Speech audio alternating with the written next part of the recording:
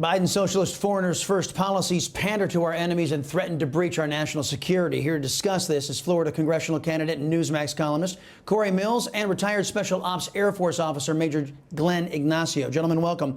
Earlier in the show, we discussed these reports from Red State and former Fox reporter Adam Housley. More evidence is surfacing that the unleashing of the China virus may have been in part of a program run by China's military. Corey, Biden and his socialists appear determined to make sure we never connect these dots. They're trying to protect China. Given the state of the GOP, how can we get to the bottom of this?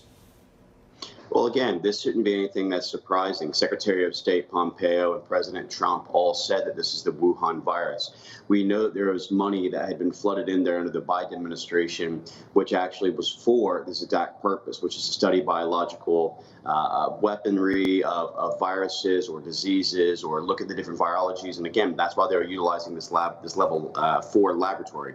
So, again, why are they continuing to protect China? Well, I mean, again, we know that Joe Biden has been continually weak on China, on Russia, on Iran, and again, it's the America Last agenda that Democrats and leftists continue to pursue. But it's going a step further now. My last understanding is, talking to someone who I'll remain with anonymity, basically said that the Chinese are going a step further now to go ahead and try and get DNA sources from Americans to determine whether certain viruses actually would impact Americans but not impact others. So again, trying to build something which is directly be able to utilize biological warfare to target. So, again, these are things that we all need to be concerned with. We know that China is the greatest existential threat to Americans. We know that they're continuing to ingratiate themselves on many different platforms. We know that they are continuing to try and undermine U.S. security cooperations in the Middle East by partnering with Iran and partnering with China and Iraq. So, again, we need a stronger, more robust platform against China. Major Ignacio, in that same report, we learned that our own DIA didn't let FBI, CIA, or the State Department know that they had a high-ranking Chinese defector in our custody for fear those agencies were compromised by pro-China elements. Is that as frightening to you as it is to me? Yeah, it is. There's actually two sides to it, of course, if you're compromising an asset. But at the same time, if the DIA feels that their asset is going to be compromised with the agency, the Bureau, they're going to protect that individual as needed.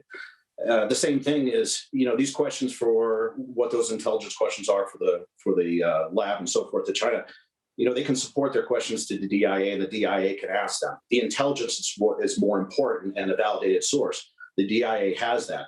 So the idea that the CIA may have leaks and so forth is concerning. The FBI is a judicial organization, so agencies of the intel side can go straight to your phone and do things as they see. The FBI needs all these warrants and a long process to get that type of information. So the FBI is a little bit behind the power curve. But I mean, I've seen it myself where I was on a covert and action, and my name was released on the internet due to an FBI operation. Oh. It happened. And so in those types of states, if you want to protect that asset, the DIA wants to do that. They're going to, and the DIA is focused on, the defense of the United States and the defense apparatus, whereas the CIA is focused more on a global intelligence, more for the president and the cabinet. So we're talking about weapons. We're talking about an adversary potentially. Of course, the DIA should have that, and it's their asset. They need to protect it. Well, yeah, and I just think it's frightening that we have to protect it from our own folks for fear of pro-China elements. Biden's proposed budgets practically just exude social program money in a dangerous world, but they're cutting back on funding for building U.S. Navy, weapons, technology, and ships. Meanwhile, our nation's enemies grow stronger by the day. Corey, seems to me to go beyond this difference between GOP and Democrat priorities. It feels like something else is going on here. Well, again, think about the priorities of the Democrats. They want to go ahead and ramp up their social experiment on critical race theory and education in our U.S. military, but not give all the necessary assets to go ahead and ramp up our national security to ensure that we can meet our adversaries abroad.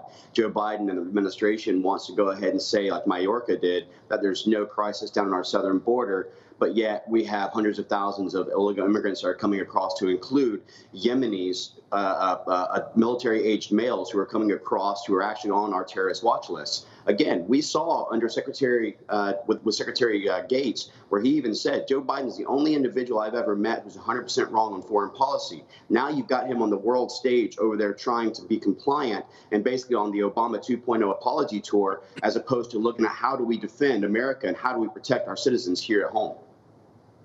No kidding. Hey, Major, I am plumb out of time. I owe you a question the next time we get you back on. Corey Mills, always a pleasure having you as well. Gentlemen, thank you.